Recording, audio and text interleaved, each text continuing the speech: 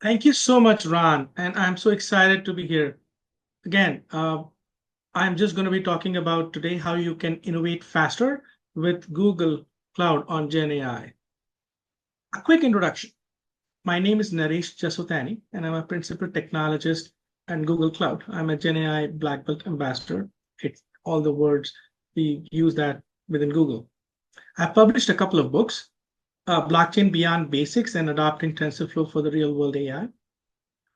And I have been working closely with Oakland University. I'm Detroit based. So I have been working very closely with Oakland University to design and deliver machine learning courses. And I am a YouTuber as well. I create videos and talk shows on technology, especially AI. So what am I going to talk about in the next 20 odd minutes? Uh, Number one, I'm going to uh, talk about Gen AI value proposition. Number two, I'm going to quickly talk to you about the capital market research, one of the case studies, customer success stories that we have been doing. Then I'm going to go a little technical. I'm going to talk about how you can get started on Google Cloud with different models. Google is very open to open ecosystem, no pun intended. And then I'm going to quickly do a demo for a multi-model analysis. Let's quickly deep dive into it, and happy to take questions. So, why is everyone so excited about Gen AI? Gen AI, in my opinion, is the fourth and probably the last pillar in the wild world of AI. We have been going through this AI journey for last 10, 12 years, maybe 14 years. In fact, Gen AI was always there in some form or fashion since 2017 when Google launched a white paper known as on transformers. And transformer became the basis for all these Gen AI models out there. The other three pillars where we have made tremendous progress is predictive AI, classification AI, understanding. But Gen AI has always been that lagging because of the massive data that it needs to train. But now that we have Gen AI in common hands, why everybody so excited? First of all, applicability. Easy to use. English is the new programming language. And then Gen AI helps enhancing the skill sets and efficiency of the workforce. So operational efficiencies, workforce enhancements, and applicability. Of use. You can ask a question in simple general English to all of these Gen AI models, and here you go, right? Now, according to the Trends report, 65% of our customers do believe that AI should save them time in the context of business. 65% of the customers believe, but there are still 35% of the customers, they are still looking for the right use cases. And that is where we at Google, my job is not just to show technology, but show the value of the technology that we can bring. We have seen that generative AI is driving new opportunities in different areas, starting from looking at complex data, structured, unstructured data sets, and bringing all of them together. Online interactions like conversation, search. You must be going to google.com and doing a search. You must be seeing the generative AI now enabled on google.com. We have had multiple customers who have enabled the search on their website, which is driven by Gen AI. Content generation is another use case or type of use cases, class of use case that you can think of. We have had, and one of the case studies that I'm going to discuss today is going to be around financial report generation. And then you have foundation models, and I'm assuming that you know about foundation models. Foundation models are those models which are directly out of the oven, like think of a cake. We bake the cake. The basic structure of the cake is your foundation model. And you put the icing and toppings that is adapting to the Gen AI platforms. Customizing the model for your use, putting icing and toppings is the the change, the custom models and foundation models is just that basic structure of the cake. That's it. Let's look at how some of the applications are customer facing and some of them are internal facing. How people are thinking about Gen AI. So customer facing application, internal facing applications. You have visual and writing. So visual meaning content generation, advertising, products, the images that you see out there from an advertisement perspective. And then from a writing customer facing is assisted customer experience. I'll give you an example and imagine the situation. Imagine,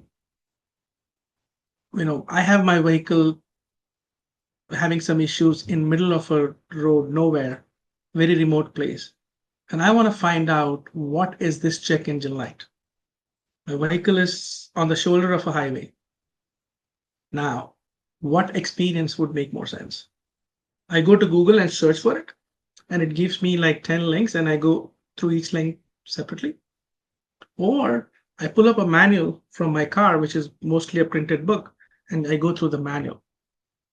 Or open an app which has manuals, page number 405 in a digital format. Or I have an assistant where I can ask a question that what is this check engine light on? And I take a picture, the app understands and tells me, you know what, do not worry about it. Go to the next, nearest station, gas station or somewhere and put, for example, coolant in your vehicle. The experience, in my opinion, the best would be to be able to absorb the question, take the question from the customer and be able to provide a pointed answer. Next, presentation and prototyping. When you're generating content, creating content, you are creating visuals, but this could be internal as well. And then knowledge management. How do you know which customer of yours is looking for, like they have a ticket open or they're struggling with something? Or how do you upsell and cross-sell to your customers? So these are some of the applications laid out from a customer-facing and internal-facing applications.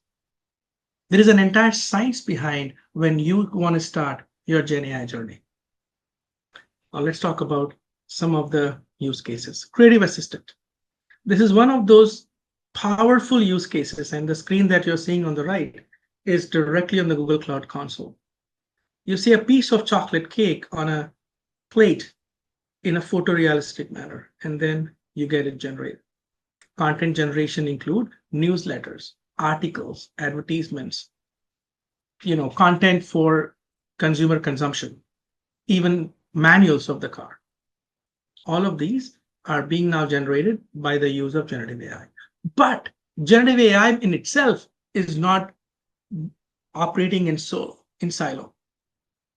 Generative AI do have a lot of checks and balances as of today. There are manual labor looking at the content and making sure that the text that generative AI generated is correct. The reason is hallucination. Hallucination is true. Hallucination is a thing. And therefore, we have introduced grounding. For example, if a script is generating a random number, let's say 52% of X is happening. How do you ensure that the number 52 is right? And that validation is known as grounding. You can ground this number to the default Google search. Now I can ground the output of LLM to something like Google search so that you have the right numbers. And of course, Google search is also needs to be vetted. I'm not saying, because if you ask a question, it will show different details and you want to make sure that you have the right number. Again, that's all manual.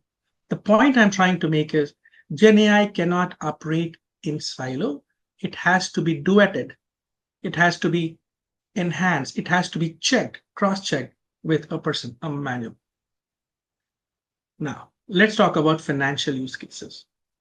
Uh, Starting from personalized advertisements to capital market research, this is the use case we're going to do a deep dive on.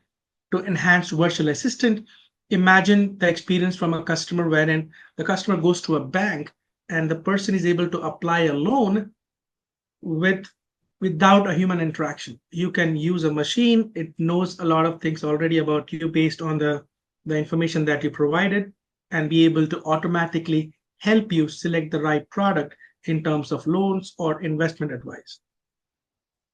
Document search and synthesis, and ensuring that the regulatory code changes is applicable to all of the products that you sell. Now let's deep dive on capital market research. This is a case study from one of the capital research, market research client at Google, a multi-billion capital market research. The problem was there are hundreds of documents that they need to refer in order to create a report, let's say for semiconductor industry. At the moment, semiconductor industry is really hard, given the all Gen AI workloads getting spun every single day. And obviously, semiconductor industry as in the boom. Obviously, you know that. Imagine you are able to not only look at those 10,000 documents that includes balance sheet, income statements, 10Ks, filings, internal shareholder changes. All of these need to be accumulated, and then a report needs to be created on top of it. And based on Gen AI work that we did with this particular client, we saw a 46% increased employee productivity, 32% higher return on portfolio, and 18% of reduced risk for errors. Obviously, Gen AI is still evolving and it'll get better with time. Hey, Naresh, so let's look at, yes. Naresh, let me just do this. I'm going to ask Kevin Osborne, who had a question about how Gen AI fits in the scheme of, is it more productive than humans? What's the relationship? My own take is, and Kevin is with DHS, so I obviously want to make sure we answer his question, the Homeland Security. But I think the big thing is that's different about issues like, you might hear terms like robotic process automation and task automation, where they're just automating tasks. As you can infer from the name generative AI, here you've got the opportunity to generate new content, be it generating code, generating reports, analyzing alerts more efficiently. The key thing I always like to stress to all the organizations who attend Angelbeat to work with me is the incredibly important need for human oversight. Kevin, are there any specific elements that you'd like Naresh or even any of our other speakers to address? Yeah, good morning, Naresh. I'd say that generative AI traditionally means that it's autonomous thinking and derives conclusions through neural language that's through hidden layers we don't understand the output of. So I believe you're using a different definition of Gen AI. So it's interesting that you mentioned about a neural net and what goes in. We do not know what goes out. Yes, Gen AI can have neural nets behind it, but I believe that the thing that you're referring to is more deep neural nets, which is a complicated mesh of neural net architecture wherein you provide observations and inputs, and it generates mathematical equations that can help predict your answers. But what I'm going to quickly do, because I have limited time, I'm going to touch base on that on Gen AI, and we can take it offline as well. And then, I have a good content and a quick demo here. Is that okay, Kevin? Yeah, that's fine. I just wanted to level set where we were starting from. Yeah, generative AI. Sorry.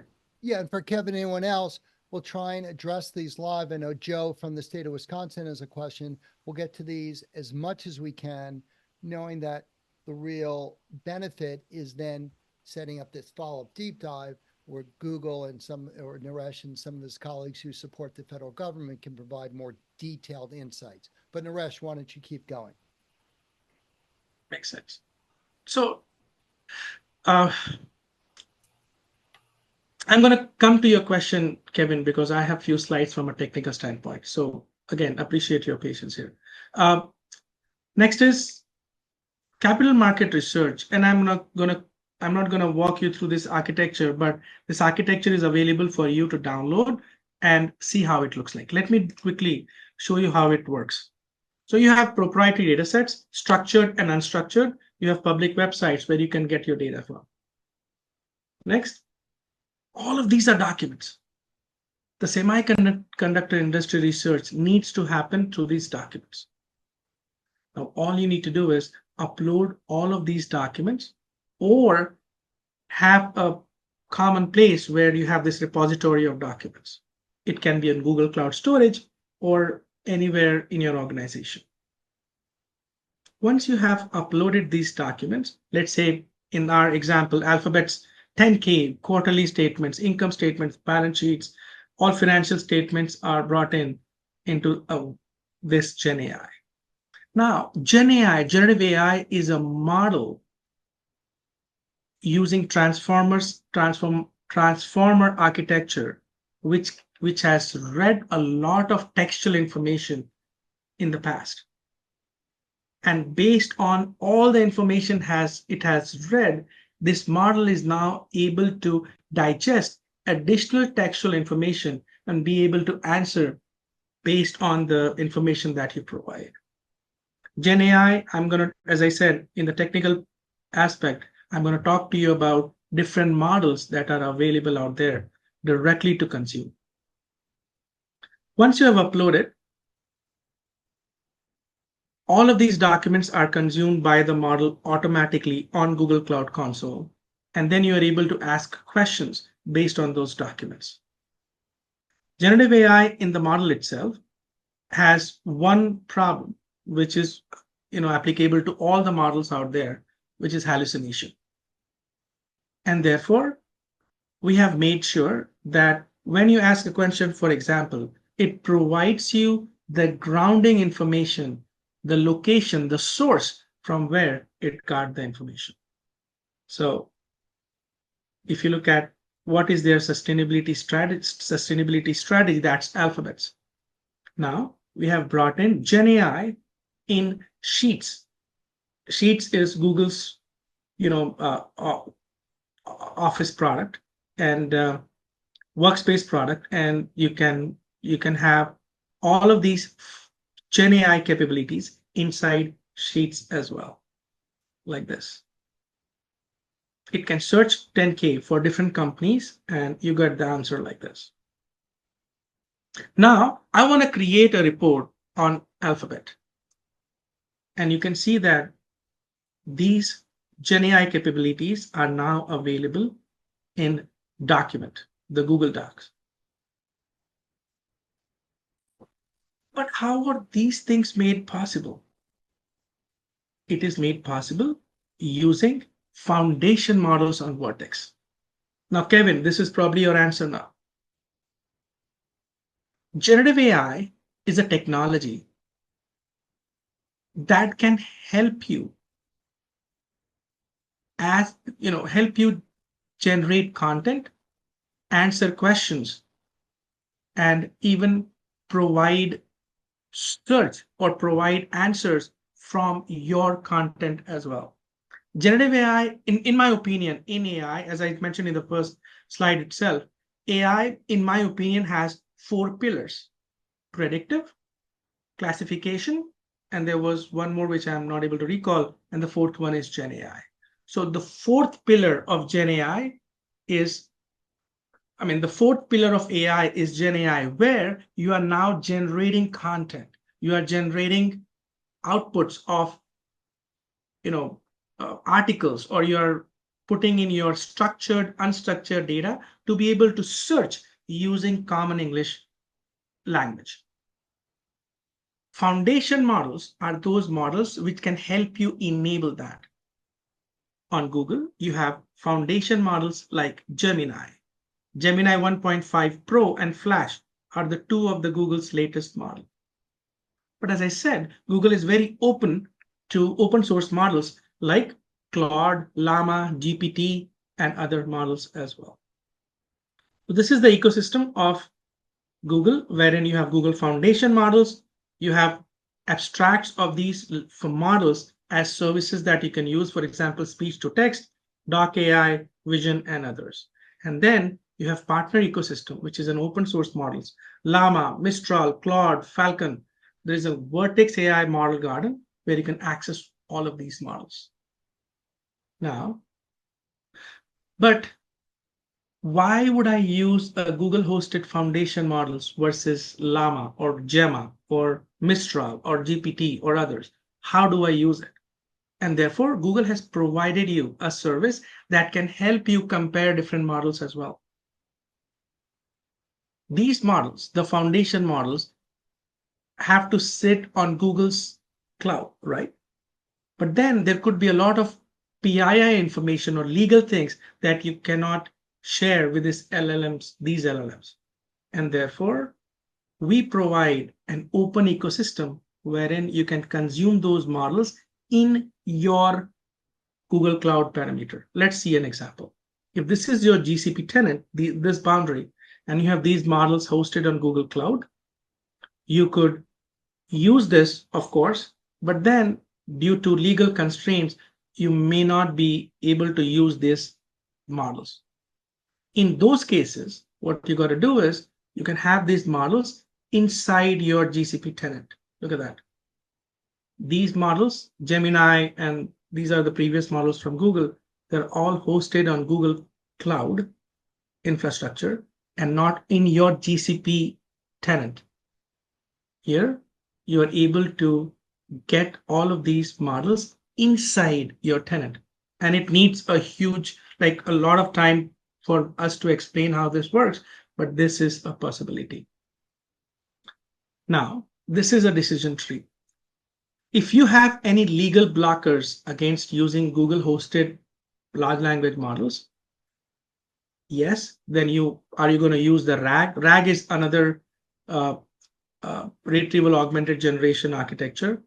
And then it tells you which model to use when. This is a very high level decision tree.